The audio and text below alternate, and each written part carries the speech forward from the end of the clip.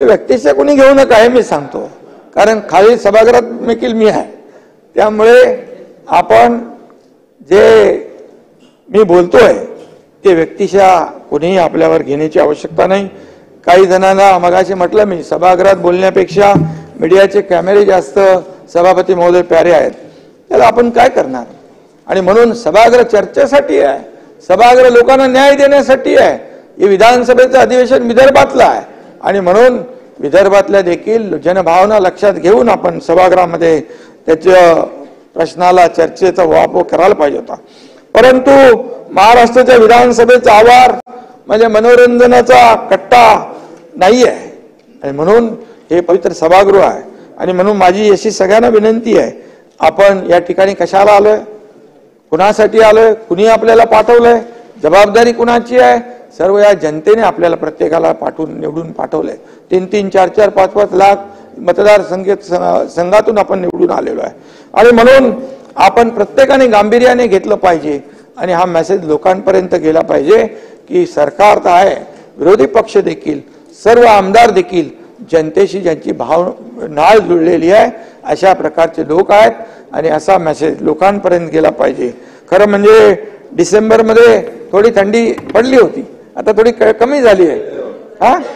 पण नागपूरमध्ये लंडन सारखं वातावरण असतं आणि काही जणांना वाटतं तशा प्रकारची आनंद आणि पर्यटनासाठी येतात आणि कोणी लोक पर्यटन करून निघून जातात. त्यांना लोकांच्या प्रश्नाशी काही सोयीसुचक बिलकुल राहिलेलं नाही आणि हे त्यांच्या वागणुकीतून या ठिकाणी समोर आलेलं आहे. बघा चांगली, म्हणजे मी असं काय वाईट बोलत नाही, चांगलंच बोलतोय. आणि त्यामुळे मगाशी बोलताना देखील लाडक्या बहिणींच्या सुरक्षेचा उल्लेख केला. आपण काल आमचे सरकार आया बहिणींवर, मुली बाळींवरचा अत्याचार खपवून घेणारं सरकार नाही आहे. माय भगिनींच्या संरक्षणाची जबाबदारी आमचीच आहे. जसं लाडकी बहीण योजना आम्ही केली तसं सुरक्षित बहीण योजना देखील या ठिकाणी सुरू झालेली आहे. आणि म्हणून आज प्रामाणिकपणे त्यांची जबाबदारी, त्यांची सुरक्षा राखण्याचं, त्यांचं रक्षण करण्याची जबाबदारी देखील आमच्यासारख्या लाडक्या भावांची आहे, हे देखील मी या ठिकाणी नम्रपणे नमूद करू इच्छितो. बदलापूरच्या घटनेचा विषय निघाला. काय झालं बदलापूरचं? या ठिकाणी आरोपीला लगेच अटक केली, त्याने पोलिसांवर हल्ला केला. पोलिसाची पिस्तूल काय शोभेची काय खेळणं आहे का? आणि त्या प्रसंगी वेळ प्रसंगी ती हातात घ्यावी लागते. आणि छोट्या बच्चूवर अन्याय, अत्याचार ज्या नराधमानं केला त्याच्या स्वतःच्या दुसऱ्या तिसऱ्या बायकोनी जाऊन पोलीस स्टेशन मध्ये कंप्लेंट केली, स्टेटमेंट दिलं की हा माणूस ना हैवान आहे. अशा प्रकारच्या नराधमाने हा अत्याचार केल्यानंतर जेव्हा अगोदर काही लोक रेल्वे बंद करून ट्रॅक मध्ये येऊन 8 तास 10 तास रेल्वे बंद केली, पाळी पाळीने लोक तिथे जात होती, गट्ट्या गट्ट्याने लोक जात होती आणि तिथे म्हणत होती त्याला आणा आम्ही फाशी देतो, त्याला आणा आम्ही फाशी देतो. आणि पोलिसांनी जेव्हा त्यांनी पोलिसांवर गोळीबार केला, 2 लोक पोलीस जखमी झाले, त्यावेळेस पोलिसांनी त्याच्यावर गोळीबार केला आणि त्याला ढगात पाठवलं. आणि चिमुरडीशी अत्याचार, अन्याय, बलात्कार करणाऱ्याला थेट आमच्या राज्यामध्ये ढगातच जावं लागेल. आणि म्हणून नंतर असं केलं की बाबा आरोपीच्या बाजूने उभे राहिले लोक, हे काय? आणि म्हणून या राज्यामध्ये सत्ताधारी असू दे, विरोधी पक्ष असू दे, आपली सारखीच जबाबदारी आहे, आपली एकच जबाबदारी आहे. आणि म्हणून मी मुख्यमंत्री होतो माझ्या काळामध्ये देखील खाक्या सगळ्यांना कळला, आताही तो कळेल, आणखी जास्त जोरा कळेल. आधी विरोधकांनी त्या पीडित मुलीच्या नावाने राजकारण केलं, एन्काउंटर नंतर मगाशी म्हणालो मी आरोपीच्या नावाने गळा काढला. आणि म्हणून या ठिकाणी डबल काय म्हणू त्याला, दुटप्पी भूमिका घेणाऱ्यांना या राज्यातल्या जनतेने नाकारलं, त्यांना त्यांची जागा दाखवली आणि या ठिकाणी जे घडलं विधानसभेमध्ये ते आपण पाहिलेलं आहे. तेथील शाळेतील लैंगिक अत्याचार प्रकरणी विशेष पोलीस महानिरीक्षक डॉक्टर आरती सिंग यांनी तपास पूर्ण केला आहे. आणि म्हणून मी आपल्याला सांगतो अंबादासजी, लहान मुलींवरील लैंगिक अत्याचार प्रकरणी गुन्हे उघडकीस येण्याचं प्रमाण वाढलंय. उघड डिटेक्शन 98.21% आहे आणि याच्यामध्ये कन्व्हिक्शन रेट जो आहे तो आता 48.7 आहे. पूर्वीपेक्षा 4.1% कन्व्हिक्शन रेट वाढलेला आहे. म्हणजे डिटेक्शन रेट तर वाढलाच, कारण पूर्वी गुन्हे व्हायचे उघडकीस यायचे नाही, परंतु आता प्रत्येक गुन्हा मुलीबाळींचा असेल, माझ्या आई बहिणींचा असेल, हा गुन्हा उघडकीस आला पाहिजे आणि त्याचं प्रमाण 98.21 आहे. आणि म्हणून यामध्ये क्राईम रेट मध्ये देखील आपण मगाशी म्हणालात की यामध्ये 8वा नंबर मी मगाशी सांगितलं अंबादासजी, दिल्ली नंबर 1, केरळ 2, हरियाणा 3, तेलंगणा 4, MP 5, ओरिसा 6, आंध्र प्रदेश 7 आणि त्यानंतर महाराष्ट्र आहे. त्यामुळे आपल्याला आपण महाराष्ट्राचे आहोत, आपण महाराष्ट्रातले भूमिपुत्र आहोत. त्यामुळे वस्तुस्थिती लोकांमध्ये जात असताना आपला महाराष्ट्र गुन्हेगारी स्वरूपात पुढे आहे हे काय भूषण आहे सांगण्याचं? हे भूषणावं नाहीये. सरकार कुणाचं आहे? सरकार येतं जातं, सरकार बदलत असतं, माणसं बदलतात, खाती बदलतात, परंतु राज्याची आपली जी काही अब्रू आहे, महाराष्ट्राची जी काही नाव आहे देशामध्ये, हे नाव कुठे कमी होता कामा नये. आणि म्हणून हे मी सांगतो, डायल 112 वरचा कॉल रिस्पॉन्स टाइम पूर्वी 15.41 होता, आता तो 6.29 आहे. म्हणजे मिनिट इतका कमी झालाय, 15 वरून 6 वर आलाय. आणि म्हणून रिस्पॉन्स टाइम जो आहे मदतीचा तो देखील कमी झालाय, हे आपण मानलं पाहिजे. वस्तुस्थिती विरोधी पक्ष नेते असले तरी सुद्धा तुम्ही या सरकारचे राज्याचे भाग आहात. आणि म्हणून या पोलीस ठाण्यांमध्ये महिला पोलीस कक्षाची स्थापना केली, 124 काउन्सिलिंग सेंटर सुरू केले, कायदा सुव्यवस्थेवर माननीय मुख्यमंत्री महोदयांनी मगाशी मी सांगितलेलं आहे, सविस्तर निवेदन केलेलं आहे. आणि म्हणून जास्त मला सांगण्याची आवश्यकता नाही. पण या महाराष्ट्रात ज्यानं माज केला त्याचा नक्षा उतरवला गेलाच पाहिजे आणि तो सरकार नक्की ती जबाबदारी प्रामाणिकपणे पार पाडेल. आणि म्हणून अंबादासजी, चुकीला माफी नाही. या राज्यामध्ये कुणालाही पाठीशी घातलं जाणार नाही. कुठलाही गुन्हेगार, मगाशी म्हटलं मी त्याप्रमाणे यापुढे आपण पाहाल. आणि म्हणून आमच्या आया बहिणींकडे वाकड्या नजरेने बघणाऱ्या गुन्हेगारांना कदापि माफी नाही, हे सरकारचं धोरण आहे. सरळ साधं सोपं. आणि म्हणून हे कायद्याचं राज्य आहे. कायदा हातात घेणाऱ्यांची गुंडगिरी मुळीच खपवून घेतली जाणार नाही. या दोन्ही प्रकरणाची न्यायालयीन चौकशी सुरू आहे.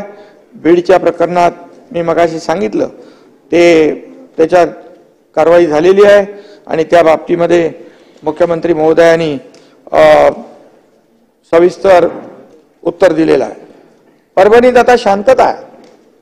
स्वार्थी राजकारणासाठी, सामाजिक तेढ, स्वतःची राजकीय पोळी भाजण्यासाठी समाजामध्ये तेढ निर्माण करण्याचा, द्वेष पसरवण्याचं काम कुणी करता कामा नये. आणि हीच माझी विनंती आहे आपल्या सगळ्यांना की राज्य सरकार, सत्ताधारी पक्ष आणि विरोधी पक्ष ही रथाची 2 चाकं आहेत आणि दोन्ही चाकं जी आहेत एकमेकाला पूरक असली पाहिजे.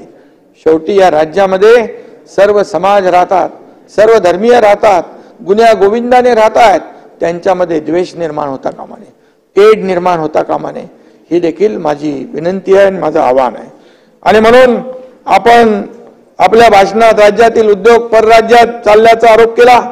पुण्यातील हिंजवडीतील IT इंडस्ट्रीचं उदाहरण आपण दिलं. 2.5 वर्ष असेच आरोप झाले. फेक नरेटिव्ह, हा उद्योग गेला, तो उद्योग गेला आणि आमच्यामुळे गेला.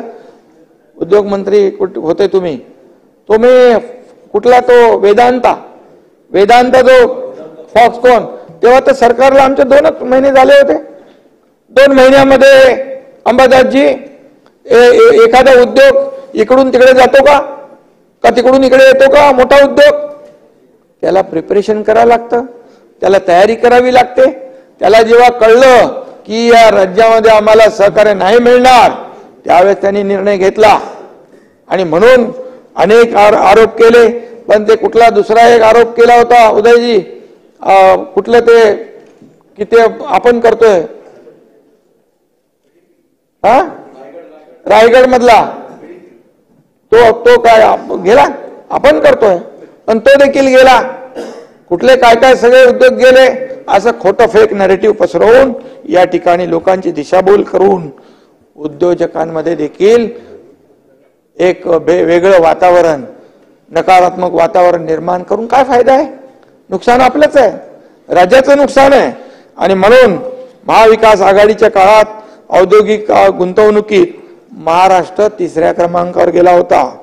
आता महाराष्ट्र पुन्हा आम्ही नंबर 1 ला आणलेला आहे आणि महाराष्ट्र इंडस्ट्री फ्रेंडली स्टेट झाला आहे.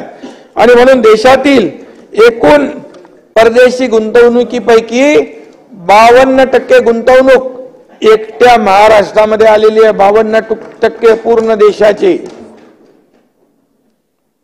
दावोस मध्ये झालेल्या 5 लाख कोटीच्या सामंजस्य करारापैकी जवळपास 86% 80% करार प्रत्यक्षात आलेले आहेत. प्रकल्पाच्या उभारणीची प्रक्रिया सुरू झाली आहे. तुम्ही मला मागितलं तर मी तुम्हाला उद्योगाचं देतो. मी तुमच्या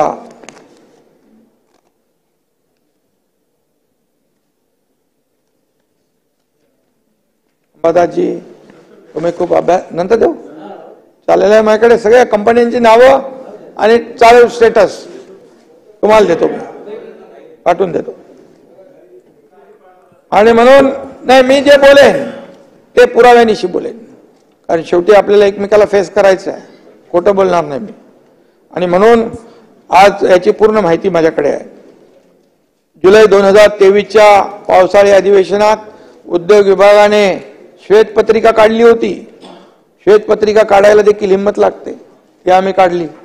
आणि म्हणून उद्योगांची परिस्थिती काय ती देखील आज आपल्याकडे चांगलं इन्फ्रास्ट्रक्चर आहे, पोटेन्शियल आहे, स्किल मॅनपॉवर आहे, कनेक्टिव्हिटी आहे. आज समृद्धीमुळे आज आपण पाहतोय जिकडे कुत्रं जात नव्हतं, आज तिकडे मोठ्या इंडस्ट्री चालल्यात, मल्टीनॅशनल कंपन्या चाललेल्या आहेत. एक महामार्ग फक्त रस्ता नाही, तो पूर्ण इकोसिस्टीम तयार करतोय. इकोसिस्टीम त्याच्यावर शेतकऱ्यांना food processing unit, logistic park आहेत, कोल्ड स्टोरेजचे चेन होत आहेत और नवीन लॉजिस्टिक पार्क होत आहेत. ही वस्तुस्थिती आहे. ही वस्तुस्थिती मी आपल्या समोर मांडतोय. आणि तुम्हाला तर माहित आहे, संभाजीनगर वरून आता शिर्डीला जायला किती वेळ लागतो, पूर्वी किती लागत होता, 40 मिनिटं फक्त. नागपूरला आता काही लोक तर समृद्धीने येतात. आणि म्हणून हे जे आमूलाग्र बदल झालेला आहे.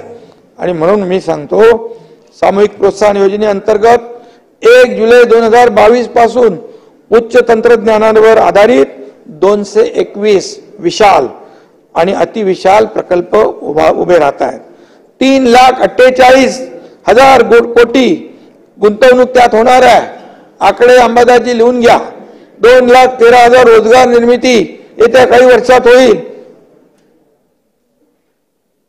आणि एवढे उद्योग व रोजगार या ठिकाणी येत आहेत, ही देखील आपल्या राज्यासाठी अतिशय चांगली गोष्ट आहे. आणि म्हणून त्याचबरोबर थ्रस्ट सेक्टरमध्ये 10 प्रकल्पांना मंजुरी मिळालेली आहे. त्यात 2,39,197 कोटींची गुंतवणूक होती आहे. एकूण असून 79,000 रोजगार निर्मिती त्यातून होईल. औद्योगिक समूह विकास मोहिमेअंतर्गत राज्यामध्ये 303 प्रकल्पांचा विकास करण्यात येतो. त्यापैकी 95 प्रकल्प सुरू झालेले आहेत. त्यांना राज्य आणि केंद्रामार्फत 600 कोटींचं अनुदान मिळालेलं आहे. यामुळे सभापती महोदय 29,000 सूक्ष्म व लघु उद्योजकांना सहाय्य होणार असून जवळपास 1 लाख रोजगार नवीन निर्माण होणार आहे. आणि म्हणून विदर्भातील 65 प्रकल्पांचाही समावेश त्याच्यामध्ये आहे.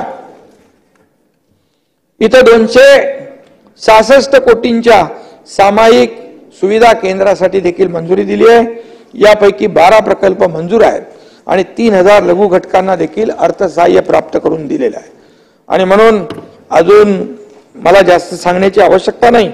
यामध्ये खूप मोठ्या प्रमाणावर विदर्भ आणि मराठवाड्यातील उद्योगाच्या संदर्भामध्ये आपण चर्चा केलेली आहे.